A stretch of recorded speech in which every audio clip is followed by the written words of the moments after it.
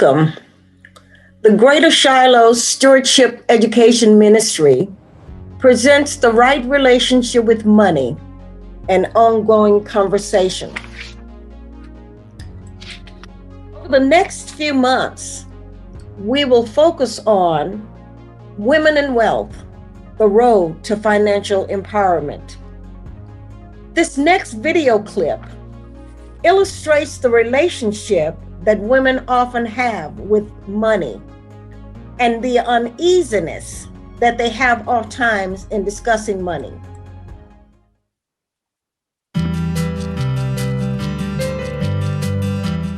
Money represents opportunity, independence, freedom, security, flexibility to be able to do whatever it is that I want to do. The ability to take care of yourself and take care of your family and make sure that everything goes right in life. My well-being, my future happiness, stability. For me, it's a badge of honor. I work hard, and for working hard, I get money. Well, now I know the difference between needs and wants. So that's my relationship with money. I have a love-hate relationship with money. I love it when I have it. I feel like I have power and control. I hate it when I don't have as much money as I'd like. You know, my father was in the military, and so we got the value of $1. I feel like my parents really tried to teach us to respect it and to take good care of it, and it will take good care of us. What do you wish your mother had told you and taught you about money? And I wish somebody had taught me that you actually have to pay it back. That you really have to pay it back. And that it really mattered. From childhood, you know, I remember hearing about money and it just sort of stresses me. My mother didn't work for a lot of years, so I was never really clear about how they communicated about money, because it definitely didn't happen in front of us. I mean, we knew certain things, but certainly not how they planned on what she could spend on things or even how much the bills were. That just didn't happen when I was a child. It was always talked about in a tone of scarcity and crisis. I learned from a very early age that you couldn't have everything you wanted, nor did you need to have everything you wanted. My oldest is a girl. She is really good with money and budgeting. I guess she has seen me when I was struggling of how important money can be. My daughter has a lot of interests: ballet, gymnastics, piano lessons. I remind her that she needs to practice and do whatever the teacher says, because it's a sacrifice for me to spend continually on lessons. But I'm still not great at it. Not even close to great at it. But I have a whole different comfort level, even though it still creates some anxiety for me. This video clip makes it clear that women have an ambiguous relationship with money. Some of the women reveal that they have a love-hate relationship with money. Others reveal that their relationship with money is based on fear and ignorance, fear of scarcity and the lack of knowledge on which to make decisions about financial matters. What was clear is that women find it uncomfortable, even taboo, to discuss money matters. Sometimes conversations about money can be awkward and often uncomfortable. These conversations are especially difficult for women. Women often feel uncomfortable talking about the gender pay gap, the wealth gap, retirement even. One study revealed that approximately 80% of women feel uncomfortable talking about money, that they are more comfortable talking about medical issues than they are talking about money. The Pew Research Center found that women are more intimidated in talking about money than men. We know that reluctance to discuss money issues may be related to 3 different factors. One is the reluctance to disclose personal information about finances. 2 may be a lack of socialization to discuss money matters. Most women did not have financially savvy female role models, as you saw in the movie, who felt confident to talk about financial matters. Most women were never taught the importance of and how to discuss financial matters. Finally, a lack of confidence in discussing financial matters and money issues is a third factor related to the reluctance to talk about money issues. At some point in life, most women will be responsible for managing their own financial affairs, but still many lack confidence in managing money and making financial decisions. Some of the lack of confidence stems from the misconception that you must have significant assets before planning for your financial future. A lack of familiarity with various investment vehicles and an absence from participation in the financial decision-making process may also contribute to the lack of confidence. But what we do know is that financial literacy is a must for women. Women are less likely to negotiate their job offers and therefore start at lower salaries than men. Women earn less but live longer than men. Studies show that women aged 75 and older are twice as likely as men that same age to live in poverty. Approximately 15% of women in this age group lives in poverty. In almost all professions, women earn less than their male counterpart working the same job. Data show that women earn 82 cents for every dollar earned by her male counterpart. Annually, women earn about $10,000 less than men. This graph compares women's earnings to white men by race. When compared to white men, Black women earn 66% of what white men earn annually. Hispanic women earn 58% of what white men earn annually. Even white women earn only 80% of the white male's annual salary. When we look at gender pay gap by education, we also understand that even when there is comparable educational achievement, even at the highest level of educational attainment, there continues to be a gender pay gap. Women still earn less than men. 39% of all marriages end in divorce. When that happens, women's finances fall by 41%. Credit scores fall. In most instances, women remain the primary caregivers for children. This affects her income and increases household costs. Women control $14 trillion of the nation's wealth. It is estimated that by 2030, women will control 2/3 of the wealth of this nation. Women cannot afford to be financially illiterate and disengaged. In the next video clip, Melody Hobson, Financial Advisors, reminds us why women need to be financially savvy. So why is it so important to be financially savvy? It's very important because more and more women are in a situation where we either never get married, we get divorced, half of all marriages, we have the death of a spouse, or we inherit money. And so understanding what to do in those situations is often rooted in financial decisions. First of all, I talked about the fact that the divorce rate, half of all marriages fail. We hear that all the time. So divorce in and of itself creates a lot of financial issues. We know the most ugly divorces have some kind of fight about money or kids, basically.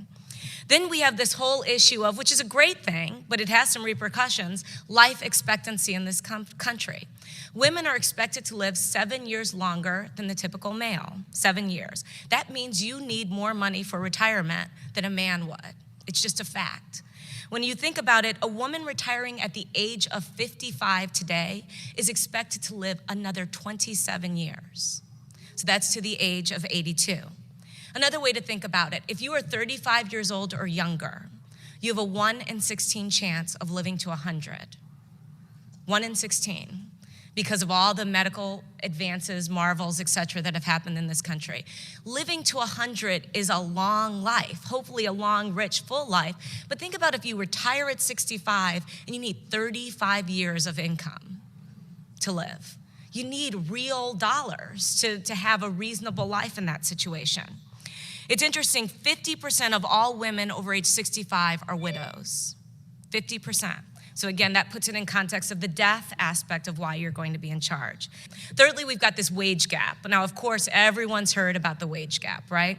Women still, even though we've made some strides in this country, we make 76 cents for every dollar that a man makes on average. 76 cents for every dollar. Now, to be fair about the wage gap, I do want to make one caveat here, because everyone thinks, oh, it's because men are keeping us down. They're not being fair. They're not being, they have an agenda. They're not being as good to women. There is obviously some of that. But part of the wage gap, which I think is very interesting and noteworthy, is our own fault. The reason is that failing to negotiate ends up dramatically affecting how we are compensated. Because women don't always push as hard as our male counterparts do, drive a harder bargain. We're just happy to be there and want the job, and we'll think it'd be great and everything will take care of itself. We end up forgoing over the course of a career about $500,000 in compensation, just from this initial way that we go back and forth on salary and the bargain that not driving a hard enough bargain. So that wage gap, I at least wanted to put in some context, because part of it is just a lack of fairness, but the other part is where we could do a better job. Last reason it's so important to be financially savvy. This is distinct to us. They call it the mommy tax. What does it cost for you to have a baby? Really, in terms of your earnings, in terms of your life. There's a study out there that shows that a college-educated, stay-at-home mom who relinquishes her career gives up about $1 million in compensation. And that compensation is in the form of bonuses, raises, promotions, and things like that. The average woman spends 15% of her career outside of work raising children. So outside of the workforce, stepping out to raise children, 15% of her career. Every year that a woman spends out of the workforce, it's estimated that she must work 5 extra years to recover the earnings. For every 1 year, 5 years to get back to equal. Now, one of the things that you do when you leave the workforce, even temporarily, you don't contribute to your 401k plan. No Social Security gets taken out of your paycheck. So when you think about retirement dollars, you're already behind a white male who's as smart, a black male who's as smart, Hispanic, whomever it might be. You're already behind the 8 ball with them just on that basic contributions and saving for retirement. Upon returning to work, which was also interesting, often a woman is unable to work overtime and as long and as hard after having a baby, and that also sets us back financially. Now, this is not trying to make any kind of statement that being a mommy is bad. Not at all. There's no judgment here. The only point that I am making is this is just a fact. We need to know it, and we need to then work to overcome this fact in terms of how it affects us financially. The Stewardship Education Ministry will host a series of conversations for women that are designed to educate and enlighten women on financial matters. As women achieve more leadership roles, we must be equipped and empowered with financial education to make right decisions about our financial futures and help to achieve economic and social equality. That conversation, Women and Wealth, The Road to Financial Empowerment, will have 4 major components over the next few months. In June, we will talk about women, work, and wealth, a historical overview. In August, we will examine strategies for achieving financial empowerment. October, we'll look at biblical principles and financial empowerment. Women's road to health, to wealth and financial empowerment in December, and we will have a guest professional who will guide us and answer questions for us. The goals and objectives of these presentations include to provide a historical overview of women's role and the status in the labor market, to identify challenges that women face in achieving financial empowerment, to address the fear and the lack of confidence that women experience in approaching financial matters, to understand how the intersectionality of race and gender creates challenges for women of color, understand the concepts of glass ceiling and glass escalator and how they affect women's economic achievement, identify strategies for achieving financial empowerment, explore biblical principles for achieving and having the right relationship with money and achieving wealth. In June, we will discuss women, work, and money, a historical perspective. The purpose of this conversation is to examine the change in women's employment during the 20th century and the social and economic challenges that women as workers face in the 21st century. The major topics for consideration include the evolution of women in the labor force, the impact of technology on women in the labor force, the transition of women into professional jobs and jobs that were traditionally held by men, the current status of women, work, and money, social and economic challenges facing women in the 21st century. We will also talk about concepts such as gender discrimination, the feminization of work, the feminization of poverty, glass ceiling, glass escalator, and gender pay equity. In August, we will turn our focus on strategies for achieving financial empowerment.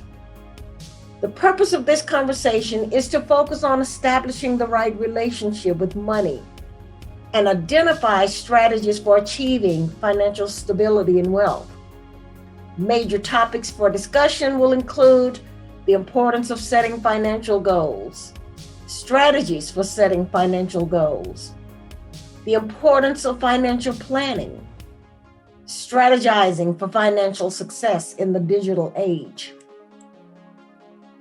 In October, we will turn our attention to biblical principles and financial empowerment.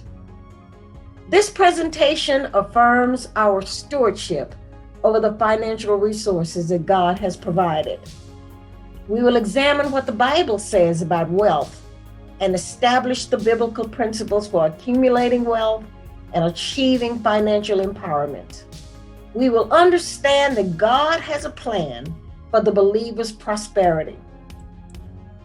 The major topics: what is stewardship and how does it relate to women accumulating wealth and achieving financial prosperity?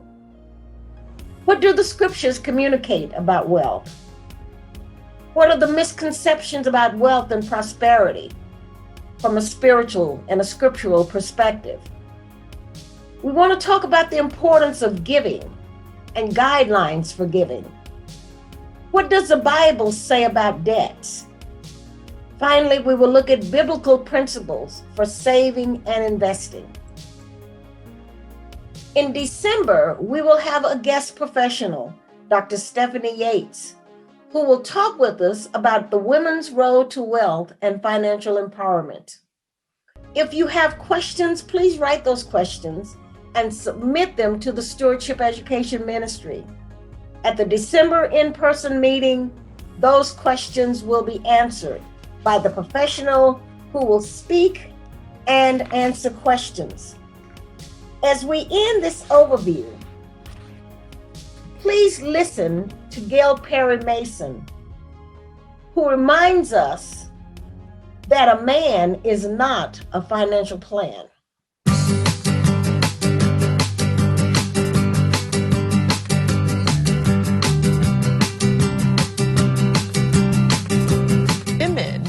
it's something we don't talk about. We will talk about different things, whether it, like you said, sex or buying a pair of new shoes, or we'll talk about what we're going to purchase. We talk about our purchasing power. We actually won't talk about the dollars and the cents. So it doesn't come down to that. We just don't talk about it because those are the type of things that, I would rather not talk about money because I don't know if I'll have enough at the end of the day. So it's something we maybe not want to talk about all the time. So that's the main reason why. And there's something that women didn't talk about. Men were the provider. Yeah, there's all that societal stuff. So men were the providers. So it's kind of like, we were good at spending the money, but we never talked about the dollars and cents and the balances. All women want balance in their life. We talk about balanced diet, but we don't talk about balanced budget. So the things that we need to do is more talk about both of them because they do go hand in hand, and it does come to discipline. When you talk about money, you talk about discipline. When you talk about self-esteem, you talk about self-worth and net worth. So those are things like, let's not talk about this. But today we are. Well, and you know what? And the one thing is we look Social Security and security and a man. So we used to do that. Times have changed. And you can't look at the same exact as man as your security. Yeah, a man has no plan. No, and a man is not a plan. Absolutely right. And I always tell this joke, what's the difference between a government bond and a man? And all the women normally get it. The bond matures, the man doesn't. So we know that bonds mature, but we don't own the bonds. We don't own the things where we go and shop. We need to look at ownership versus being the consumer. We have a ton of purchasing power, but now our net worth is growing, our education is growing because we're not dependent on the man like we used to. Years ago, the man was a provider, and don't get me wrong, I believe in the Bible, the man's supposed to be the provider, but also now women have to take care of the household. Women have to take care of the bills. So I think now women are doing that more often. And there's a lot of single moms out here. There's a lot of single women, whether by choice or not. We have to take care of the bills and have to take care of the household. Even if the man is there, we still have to do it.